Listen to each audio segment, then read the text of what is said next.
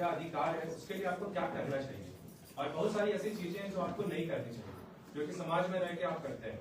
तो यहाँ पे बहुत सारे हमारे जो भी यहाँ पे लीडर थे, जो भी रिप्रेजेंटेटिव है, वो आपसे मिलते हैं। आप उनके पास अपनी सारी जो भी आपको प्रॉब्लम है, कुछ भी है, वो आप इनसे मिल सकते हैं ताकि हम तक वो बात पहुंचे। और जो भी मैंने यहाँ पे जिनसे भी सुना या जो भी आप लोगों ने यहाँ देखा, बहुत सारे ऐसे हैं जहाँ पे कुछ कमी है। तो हम इसीलिए ये शिविर करते हैं कि हम जो कर रहे हैं, क्योंकि हमें बहुत सारी जनता की हर एक चीजें के बारे में नहीं पता होती है। हमारे शिविर और हमारे रिप्रेजेंटेटिव इसलिए है कि हमें वो सुझाव मिल सके ताकि हम आगे से और भी इसे बेहतर कर सकें। इसलिए ये शिविर बनाई गई है। बाकी जो भी सुझाव मिली है इसके बारे में हम बात करेंगे। हम हमारी भी जो मीटिंग होती है हम उसमें भी इसका चर्चा करेंगे, और जो भी हमारी तरफ से हो पाएगी जनता तक वो चीज पहुंचे।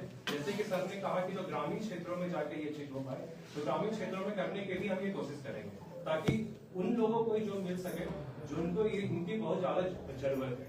बाकी प्रतिनिधि तो हमारे हैं ही यहाँ जो आप तक पहुँचते हैं और आपकी बातों को हम तक पहुँचाते हैं। तो इसके लिए जो भी है आप हमारे प्रतिनिधि से मिले, जिन्हें भी जो भी कठिनाई है बाकी वो हम उसे खत्म करने की कोशिश करें। बहुत बहुत धन्यवाद। ये हमारी गृह के प्रख्यात अधिवक्ता शुभम कुमार चौरसिया जी ने आप लोगों को जो जानकारी दी, तो हम समझते हैं कि आप सभी से अधिक समझकर लाभ लेने का प्रयास करेंगे। जो भी इन्होंने बताया आप इसे अक्षरशः अगर अपने जीवन में उतारें तो आपको निश्चित रूप से लाभ मिल पाएगा। धन्यवाद दोबारा मैं उनको करना चाहता हूँ कि आपने इतनी अच्छी जानकारियां जिला स्तर पर साझा की है लोगों को, और ये हमारा गौरव का पल है। अब हम जिसके लिए अभी तक इंतजार करते रहे, बैठे रहे हैं और बेसब्री से हम उनका इंतजार कर रहे हैं, जो हमारे बीच में आई हैं, Mrs Babita Mittal, judicial magistrate first class cum principal magistrate juvenile justice board की जो आई हैं, आप सब इनके बातों को सुनकर आप लाभ उठाएं। और मैं अनुरोध करना चाहूंगा मैडम से कि आप कीमती जानकारियां जो आपके बीच में है, आपके पास है, आप लोगों को दें ताकि यहाँ के स्तर के जो नागरिक हैं इसका फायदा समुचित रूप से ले पाए। धन्यवाद अनिल जी। और सबसे पहले मैं धन्यवाद करना चाहती हूँ सारे लोगों को जो इतनी सहनशीलता के साथ हम लोगों को झेल रहे हैं, है ना। लेकिन मुझे जो लगा पहला आपके जो वीडियो सर हैं या सीओ सर हैं या अन्य जो गणमान्य यहाँ पर हैं, उनकी बातों को, उनकी स्कीम्स को मैंने सुना, है ना। तो मुझे लगा इनकी एक बात बड़ी अच्छी आई है कि बिचौलिया, ठीक है, एक वर्ड आया है बिचौलिया। तो सबसे पहले आपको ये जानकारी होनी चाहिए कि जो भी स्कीम्स है वो आपके लिए है, और आप चाहे ग्रामीण स्तर पर हो, जिला स्तर पर हो या प्रखंड स्तर पर हो। तो सबसे पहले अगर आप लोगों को किसी भी चीज की, जो सुन रहे हैं ना, कर्मचारी है, मोस्ट ऑफ दी कर्मचारी है वो किसी न किसी गांव से हैं, जमुआ के किसी न किसी गांव से हैं। तो ये जिम्मेदारी आप लोगों पर बनती है कि ग्राम स्तर पर जाके उस स्कीम्स के बारे में बताइए ताकि उसका एग्जीक्यूशन हो सके। देखिए कागजों में स्कीम न रहे। वीडियो साहब जो आपके हैं, सीओ साहब है, वो बिल्कुल ऐसा नहीं चाहते होंगे कि फंड जो है वापस चला जाए गवर्नमेंट को, क्योंकि वो ग्रामीणों के लिए आ रहे हैं, है ना। तो जब तक आप लोग नहीं आएंगे, वीडियो साहब आपके या सीओ साहब आपके, कैसे करेंगे। तो ये जिम्मेदारी जनप्रतिनिधि की भी है, ये जिम्मेदारी मुखिया की भी है, ये जिम्मेदारी मैडम की भी है, ये जिम्मेदारी मुखिया की, जो भी जनप्रतिनिधि हैं, छोटे से छोटे डिपार्टमेंट से हैं, सबकी जिम्मेदारी है ना। तो इसमें शिकायतें करना इज नॉट गुड मेरे नजर में। बाकी ये चीजें हैं कि आप लोगों को स्कीम बड़ी अच्छी तरीके से समझाई। अगर वीडियो साहब का पर्पस आप लोगों को स्कीम देना नहीं होता तो एक एक प्रतिनिधि जो डिपार्टमेंट से हैं, जो स्कीम आप लोगों को प्रोवाइड करवा रहे हैं, वो इसको सामने नहीं रखते, है ना। तो इसीलिए शिकायतें तो बहुत है। इसीलिए मैं तो यही कहूंगी जो भी ग्रामीण स्तर से अपने अपने गांव में जाएं और उसका लाभ जो लाभुक हो सकते हैं उनको पहुंचाएं, समझ रहे। तो ये कहना कि हम यहाँ कर्मचारी बैठे हैं, हम यहाँ पे ये बैठे हैं, मुझे लग रहा है, मुझे थोड़ा सा अलग सा लगा कि आप लोग गांव स्तर पे तो आप ही लोग जाइएगा, ग्रामीण क्योंकि पहुंच नहीं पा रहे हैं तभी हम यहाँ आके बैठे हैं, है ना, ताकि आप लोगों को बता सके कि किस तरह से उसको इन्फोर्स किया जा सके। क्योंकि स्कीम की जानकारी आपको वीडियो साहब से मिलेगी, सीओ साहब से मिलेगी और अन्य जो डिपार्टमेंटल है उन्हीं से मिलेगी। उसके लिए हम आप लोगों को जानकारी नहीं देंगे, ठीक है। उसके लिए हमारी PLVs है डालसा की तरफ से, वो ग्रामीण स्तर पर भी जाती है, स्कूल्स में भी जाती हैं। जो लीगल अवेयरनेस प्रोग्राम होता है कि बच्चियां, जैसे कुछ लड़के ड्रग्स ले रहे हैं ना, बच्चे ड्रग्स लेते हैं ना, बताइए, कभी कभी बच्चे गलत संगत में पढ़ के ड्रग्स ले रहे हैं, तो ड्रग्स क्यों ले रहे हैं, किस कारण से ले रहे हैं, इसके संबंध में उसका क्या दुष्प्रभाव पड़ेगा, तो हमारे PLVs जो है वहां जाते हैं और उससे बकायदा एक प्रोग्राम किया जाता है स्कूल लेवल पर भी, ग्रामीण लेवल पर भी। और जैसा कि बताया आपको हमारी PLVs ने कि हम लोग एक वन स्टॉप जो सखी सेंटर है वन स्टॉप किया गया, वो किनके लिए किया गया, उन ग्रामीण की हर महिलाओं के लिए किया गया जो कभी कभी शोषण का शिकार होती है किसी भी तरीके से, है ना। वो माँ भी हो सकती है, बेटी भी हो सकती है, बहू भी हो सकती है, बीवी भी हो सकती है, किसी भी रूप में शिकार है तो वो वहाँ पर मदद ले सकती है। तो अब इसके लिए ये जिम्मेदारी यहाँ मौजूद हर एक ग्रामीण की है, जो किसी भी कर्मचारी के रूप में हो, मीडिया कर्मी के रूप में हो या जनप्रतिनिधि के रूप में हो, कि वहाँ पर पहुँचे और उनको उसका लाभ बताएं। क्योंकि हर जगह हमारा पहुंचना संभव नहीं है, हर जगह वीडियो साहब का पहुंचना संभव नहीं है, हर जगह सीओ साहब का पहुंचना संभव नहीं है ना। तो ये जिम्मेदारी आप लोगों पर विशेष तौर पर होती है, जो समाज सेवा कर रहे हैं उन पर भी जिम्मेदारी है, क्योंकि वो समाज के प्रति जो है अपना जीवन समर्पित करते हैं। तो इसलिए इस बात को ध्यान रखिए। बेसिकली मुझे लीगल अवेयरनेस प्रोग्राम के लिए बुलाया गया था, तो इस बारे में भी जो मैं बता रही हूँ, जैसे कुछ महिलाएं होती है ना, दो तरह का केस होता है हमारे यहाँ। एक होता है डालसा में प्री लिटिगेशन, ठीक है, एक होता है हमारे कोर्ट में आता है। प्री लिटिगेशन का मतलब क्या होता है, पहले मैं वो बता रही हूँ आप लोगों को। प्री लिटिगेशन का मतलब होता है कि जैसे हीरा जी ने बताया कि हम लोग अब आपसी स्तर पर उसको सुलझाने की कोशिश करते हैं, डालसा तक बात ले जाते हैं, डालसा सेक्रेटरी मैम जो है उस पर कार्रवाई करती है, उसको निदान करने की कोशिश करती है। कोर्ट तो आखिरी माध्यम है जो आपको न्याय दिलाएगा।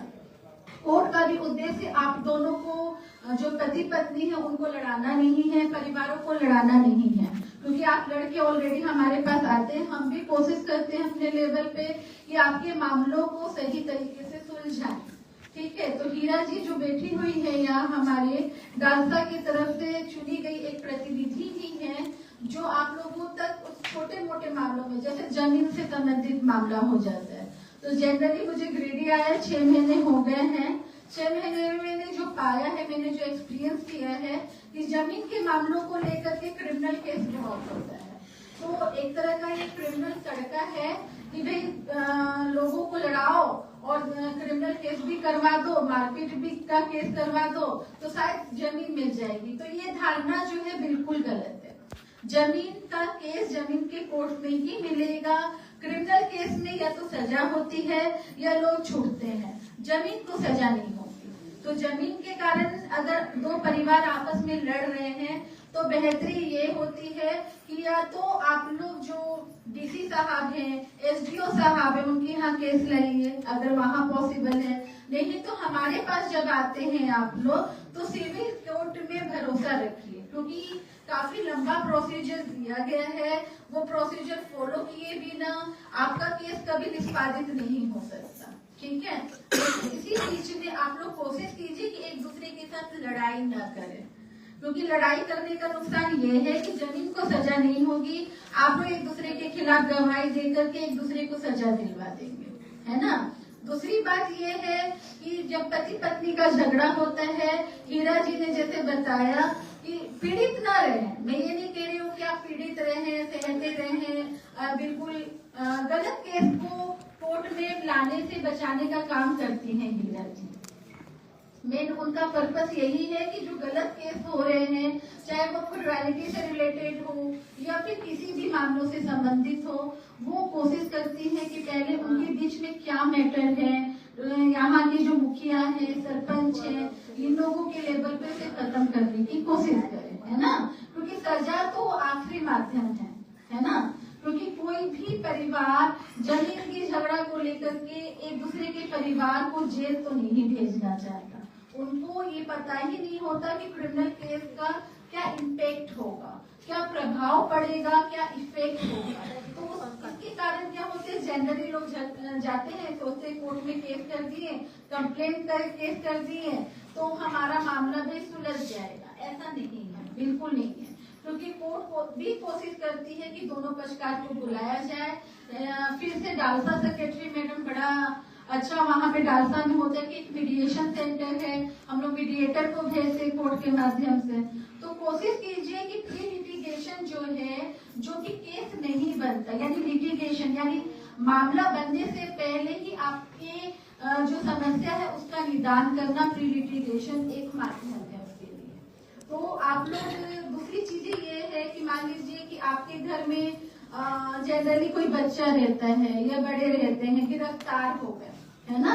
तो गिरफ्तार हो जाते हैं तो उनका अधिकार भी होता है, ठीक है। जब वो गिरफ्तारी हो रहे हैं तो आप लोग बिल्कुल हक से ये पूछ सकते हैं कि पुलिस वालों से कि आप क्यों गिरफ्तार कर रहे हैं, आप पुलिस है या नहीं है, ये आपका अधिकार है, कुछ नहीं है। आपको जानकारी होनी चाहिए, अगर ये बताना है आप लोगों को, ध्यान रखिएगा, इसलिए मैं बता रही हूँ, है ना। ये बताना है उनको कि आप ये बिल्कुल बताइए हमें कि आप पुलिस वाले हैं या नहीं। आपकी आइडेंटिटी जो है, पहचान जो है, बिल्कुल स्पष्ट होनी चाहिए। गिरफ्तारी कर रहे हैं तो किस आरोप में हमें गिरफ्तार किया जा रहा है, क्योंकि प्रोविजन ये कह रहे हैं कि दो तरह से गिरफ्तारी हो सकती है। एक कह रहे हैं कि आपको गिरफ्तारी करने से पहले आपको एक नोटिस दिया जाता है, ताकि उस नोटिस पर अगर आप थाना में जाकर के रिपोर्ट करते हैं और अपने चरित्र को अच्छा रखते हैं तो आपको उसमें गिरफ्तारी नहीं की जाती, जो नोटिस में शर्त होते हैं। लेकिन अगर उस शर्तों का पालन नहीं करते हैं तो आपकी गिरफ्तारी होती है। लेकिन गिरफ्तारी होने के समय गिरफ्तार किए गए व्यक्ति का कई अधिकार होता है ना। तो जनरली क्या होता है कि ग्रामीण क्षेत्र में गिरफ्तार होते हैं तो रोना पीटना चालू हो जाता है, मालूम नहीं होता कि भाई गिरफ्तार हो गए हैं तो क्या किया जाए। तो इसके लिए डालसा आप लोगों के पास बैठी है। बिल्कुल जो गिरफ्तार होते हैं उनको एक विधिक सेवा मिलती है, उनको एक वकील मिलता है जो फ्री ऑफ कॉस्ट सरकार देती है। तो जनरली लोग डर जाते हैं, अरे सरकारी वकील है, अच्छा काम करेगा, कहीं फ्री में काम कर रहे तो अच्छा काम नहीं किया, ऐसी बात नहीं है। क्योंकि जो भी प्रतिनिधि हमारे डालसा से नियुक्त होते हैं, चाहे वो वकील हो, पीएलबीज हो, उनको प्रॉपरली ट्रेनिंग दी जाती है, उनको कानून की जानकारी होती है और वो बिल्कुल जिस तरह से प्राइवेट वकील जो है वो काम करते हैं वैसा ही वो काम करते हैं। क्यों? क्योंकि उनको एक सैलरी फिक्स कर दी गई है, ठीक है। और ये भी ध्यान रखा जाए कि कोई भी पीएलबीज आपसे कोई भी रुपए पैसे नहीं मांगेंगे, इसके लिए वो फ्री ऑफ कॉस्ट आप लोगों के लिए उपलब्ध है। या कोई भी अगर सरकारी वकील है तो वो भी फ्री ऑफ कॉस्ट काम करेंगे, उनकी कोई फीस आप लोगों को देनी नहीं पड़ेगी। साथ ही पुलिस का ये भी ड्यूटी होता है कि जो अरेस्ट पर्सन है उसको 24 घंटे के भीतर जो कि यात्रा का समय उसको छोड़कर हमारे सामने प्रस्तुत करे। क्योंकि अगर उनको आगे की कार्रवाई करनी है, अन्वेषण करना है तो हमारे परमिशन के बिना नहीं कर सकते। ऐसा क्यों बनाया गया है बताइए आप लोग? ऐसा इसलिए बनाया गया है ताकि किसी को जो पुलिस टॉर्चर कहा जाता है ना, वो ना किया जा सके। कभी कभी पुलिस वो बुलवा देती है जो वो नहीं कहना चाहता, तो इसके लिए भी कानून में बनाया गया है कि अगर पुलिस के सामने कोई भी बयान दिया जाता है जिसको गिरफ्तार किया गया है तो उसको कोर्ट में पढ़ा नहीं जाता, इसका भी प्रबंध किया गया है। समझ रहे हैं? तो यानी पुलिस काम करती है लेकिन टॉर्चर करके कभी कभी कन्फेशन ले लेती है। क्योंकि कोई जैसे मैं देख रही हूँ एक्साइज का केस यहाँ होता है, तो कई क्वांटिटी पकड़ी जा रही है, वो पॉसिबिलिटी ही नहीं लगती कभी कभी कि हाँ इतनी क्वांटिटी हो सकती है। लेकिन हम लोग उस पर इन्वेस्टिगेशन आता है, हम लोग चेक करते हैं, हम लोग पूछते हैं, तो कोर्ट अपना काम कर रही है। तो जब भी आप लोग केस लाइए, कोशिश कीजिए छोटे मोटे मामले जो होते हैं नेशनल लोक अदालत के माध्यम से, मंथली लोक अदालत के माध्यम से आप लोग निपटा सकते हैं। जैसे छोटा मोटा झगड़ा हो गया, मारपीट लात मुक्का हो गया। मैंने एक केस देखा था यहाँ पर कि जो जैसा इन्होंने बताया कि बकरी जाती है खेत में चल देती है, या बच्चों में झगड़ा हो गया है, तो उसको लेकर के क्रिमिनल केस चल रहा है मेरे यहाँ।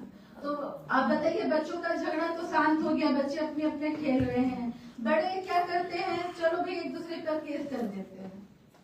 तो ये समझदारी तो नहीं है। तो अगर बाद में केस करने के बाद शायद उनको पछतावा हो रहा क्यों केस किए, किस लिए केस किए, हमें सुलझा लेना चाहिए।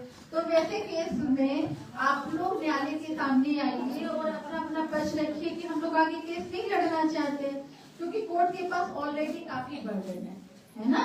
और फिर जैसे मान लीजिए कि कई बार ऐसा होता है कि 2 साल से केस चल रहा है। मैंने 1974 का केस भी डिस्पोजल किया है, गिरिडीह का।